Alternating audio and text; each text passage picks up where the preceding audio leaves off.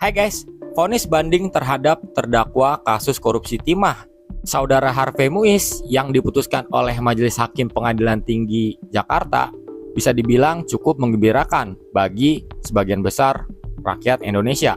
Hal itu disebabkan oleh Saudara Harvey Muiz yang tadinya divonis 6,5 tahun penjara oleh Pengadilan Tipikor Jakarta diperberat hukumannya menjadi 20 tahun penjara.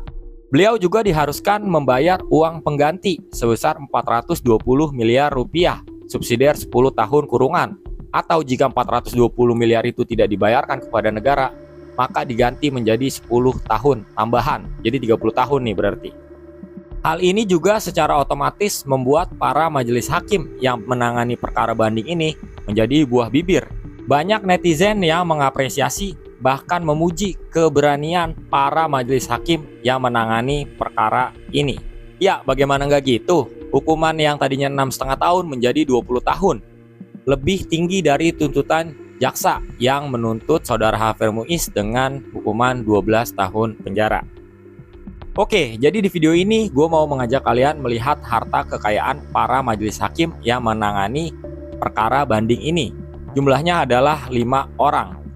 Langsung kita menuju ke harta kekayaannya. Tapi sebelum itu, seperti biasa, disclaimer dulu ya. Video ini bersumber dari situs ilhkpn.kpk.go.id.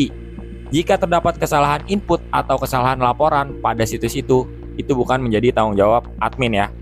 Lalu yang kedua, video ini dibuat untuk tujuan memberi informasi dan edukasi kepada masyarakat luas, tanpa ada tendensi apapun yang terkandung di dalamnya.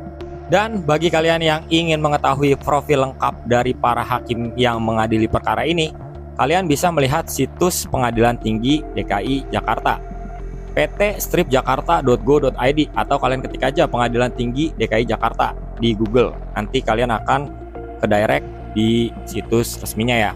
Kalian bisa lihat di sini tentang kami. Setelah itu kalian klik profil hakim. Di situ ada daftar kelima hakim yang menangani perkara ini. Oke, langsung kita menuju ke daftarnya dari yang pertama. Daftar yang pertama adalah Pak Teguh Haryanto selaku Ketua Majelis Hakim pada perkara ini.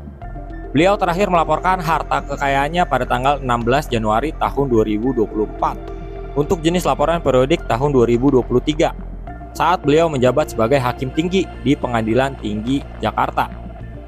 Total harta kekayaan beliau adalah 1 miliar 21 juta rupiah dengan rincian sebagai berikut. Tanah dan bangunan 800 juta, alat transportasi dan mesin 193 juta, harta bergerak lainnya 23 juta, kas dan setara kas 5 juta, dan beliau tidak memiliki hutang.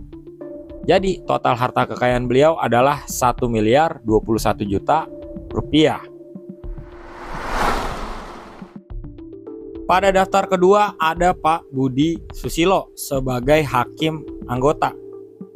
Beliau terakhir melaporkan harta kekayaannya pada tanggal 23 Januari tahun 2024 untuk jenis laporan periodik tahun 2023 saat beliau menjabat sebagai Hakim Tinggi di Pengadilan Tinggi Surabaya.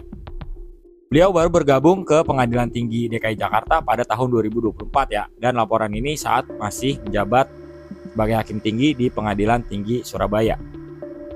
Total harta kekayaan beliau adalah 3 miliar 202 juta 156.107 rupiah dengan rincian sebagai berikut. Tanah dan bangunan 1,7 miliar, alat transportasi dan mesin 253 juta, harta bergerak lainnya 120 juta, kas dan setara kas 979 juta, harta lainnya 100 juta, dan beliau tidak mempunyai hutang. Jadi total harta kekayaan beliau adalah 3 miliar 202 juta 156.107 rupiah. Daftar berikutnya adalah Pak Catur Iriantoro yang juga sebagai hakim anggota.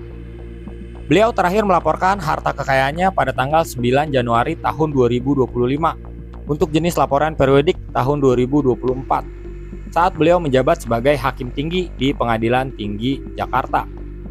Total harta kekayaan beliau adalah 5 miliar 843 juta 768.829 rupiah. Dengan rincian sebagai berikut: tanah dan bangunan 4,8 miliar, alat transportasi dan mesin 655 juta, harta bergerak lainnya 525 juta, kas dan setara kas 180 juta, sehingga subtotal harta kekayaan beliau adalah 6,1 miliar rupiah. Tapi beliau memiliki hutang sebesar 325 juta rupiah. Jadi total harta kekayaan beliau setelah dipotong hutang adalah 5 miliar 843 juta 768.829 rupiah. Daftar selanjutnya adalah Pak Anton Robinson Saragih yang juga sebagai hakim anggota. Beliau terakhir melaporkan harta kekayaannya pada tanggal 22 Januari tahun 2025 untuk jenis laporan periodik tahun 2024 saat beliau menjabat sebagai hakim ad hoc di Pengadilan Tinggi Jakarta.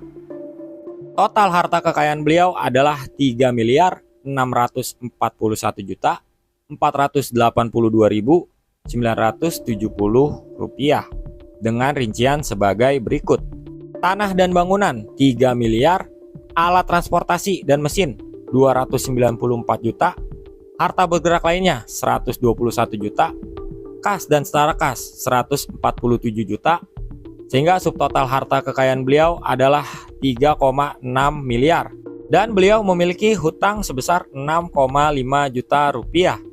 Jadi total harta kekayaan beliau setelah dipotong hutang adalah 3 miliar 641 juta 482.970